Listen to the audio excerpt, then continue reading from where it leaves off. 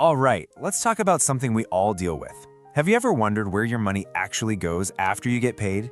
I mean, it's not just about taxes, right? In this explainer, we're going to follow the journey of your paycheck, all the way from the moment you earn it to how it can, believe it or not, grow into real wealth. So let's just dive right in.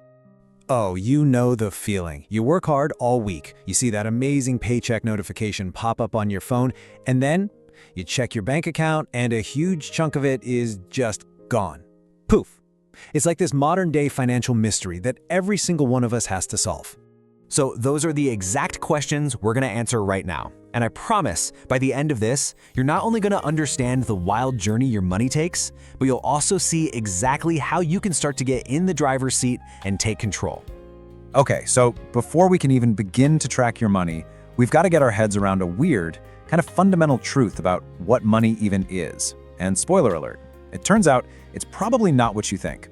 I mean, really think about this for a second. A dollar bill is just a piece of paper with some ink on it, and a stick is a piece of wood from a tree. So why can the paper buy you a coffee and the stick can't? It's all because of one thing: shared belief. As a society, we've all just collectively agreed that this piece of paper is worth something. That's all money is really. It's a story we all agree to believe in. A massive system built completely on trust. In that trust, it's all based on this idea of value. So for instance, Steve Jobs created immense real value with the iPhone, right? It changed everything. And millions of us happily traded our money for one. But then you have a luxury brand that creates perceived value, and suddenly people are willing to pay 100 times more for that handbag. So what's the bottom line? Money just flows to whatever we as a group decide has value. Okay, so if money is this big story about shared value, then your paycheck, that's like the first sentence in your personal chapter.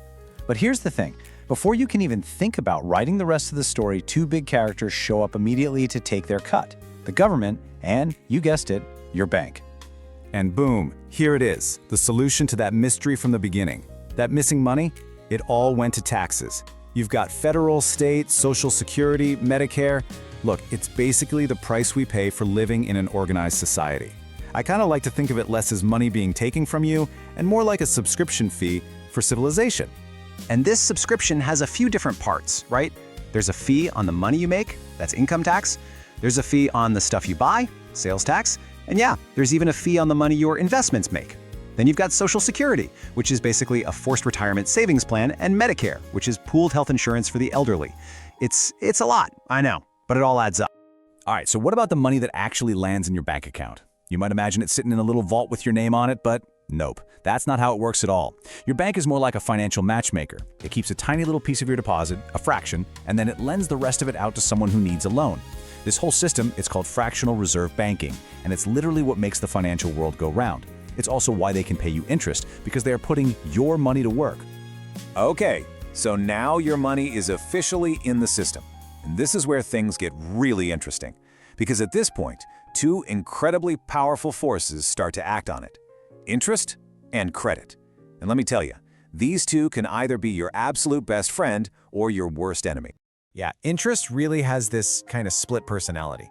See, if you're the one borrowing money, interest is the price you have to pay. It's like rent for using someone else's cash. But if you're the one saving or investing, interest is the reward you get for being patient. It's that simple. It can either build you up or tear you down. And this is where it gets dangerous, especially with high-interest debt like a credit card. You charge a $12 burrito, maybe you miss a payment, and then suddenly the interest starts piling up on top of the interest. It's a vicious cycle. And that's how your $12 burrito pretty soon turns into a $50 regret. That's compound interest working against you, and it can turn a tiny mistake into a huge financial fire. And this is so important. On the flip side, here's the magic. That exact same force that works against you with debt, it becomes your superpower when you're investing. It's like a cheat code for your money. It's how your money starts making more money, and then that money starts making even more money. It just grows and grows over time. It is the quiet, powerful engine behind pretty much all real, lasting wealth. So how does the whole system decide who gets to borrow money and who doesn't? Well, it all comes down to this one single three-digit number, your credit score. And let's be super clear, it has nothing to do with how rich you are. It's a score that tells lenders just one thing: how trustworthy are you with money? Think of your score as a report card for your financial habits. The biggest grade by far is just, do you pay your bills on time? Simple as that. But it also looks at stuff like how much of your available credit you're actually using, how long you've had your accounts, and whether you're constantly applying for new credit. It's kind of like a pet dog. If you take really good care of it, it can help you do amazing things, like buy a house. But if you ignore it, well, it can make a real mess of your life. All right, let's zoom out for a minute. Because your personal finances, they don't exist in a little bubble. Nope, they're constantly getting pushed and pulled by the wider economic weather out there. And the two big storms you need to know about are inflation and recessions. So, inflation. This is my favorite way to think about it. When you buy a bag of chips and you open it up and it looks like it's already half-eaten? That's inflation. It's not some big dramatic crash. It's this slow, quiet thief.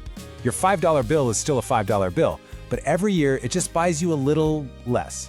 The actual purchasing power of your money is shrinking. So what's behind this? Well, sometimes it's just classic supply and demand. Way too much money chasing way too few goods.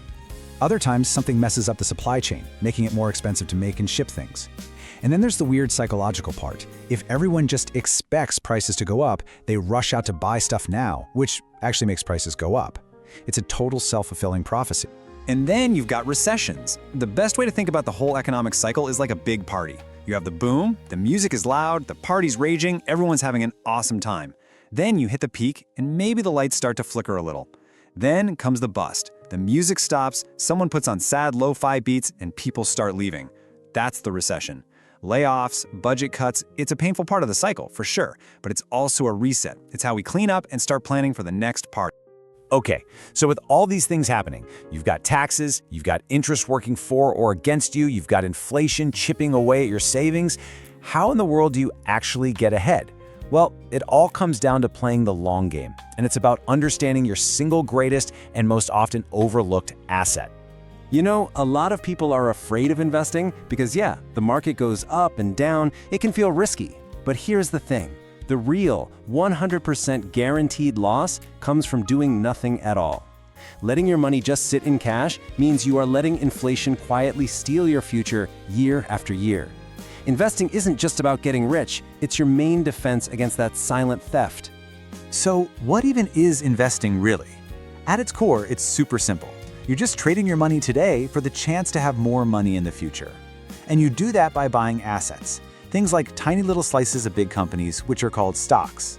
Or you can loan money to governments or companies, and those are called bonds. Or you can buy these handy little collections of both, called funds. That's the whole idea. And that leads us to the real secret sauce here. Because building wealth isn't built in days, it's built over decades. It's not about trying to time the market or picking some magical lottery ticket stock. It's about patience. It's about giving that cheat code we talked about earlier, compound interest, the time it needs, we're talking decades, to do its incredible, amazing work. And that really brings us to the final, most important idea of all. We all start out with a lot of one thing, time. But nobody gets an unlimited supply of it. You can spend your life trading that time for a paycheck, or you can learn how to leverage it through your skills and through investing. So you see, the ultimate financial question isn't really about money at all. It's about time. Your time is your most valuable asset. The real question is, how are you going to invest yours?